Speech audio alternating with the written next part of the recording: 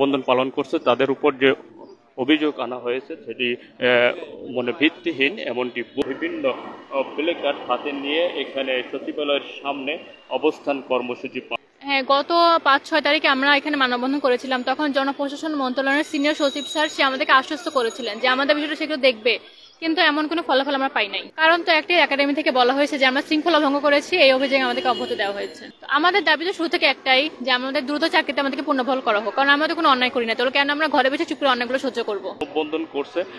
এই মানববন্ধন থেকে কোনো ফল আসবে কিনা সেটি আমরা তাদের কাছ থেকে জানবো।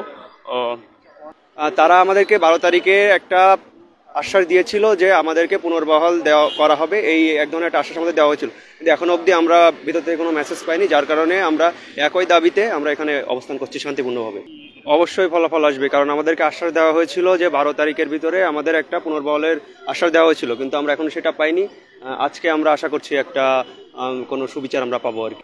আমাদের দাবি একটাই, আমাদের 321 জনকে অতি দ্রুত চাকরিতে পুনর্বহাল করা হোক।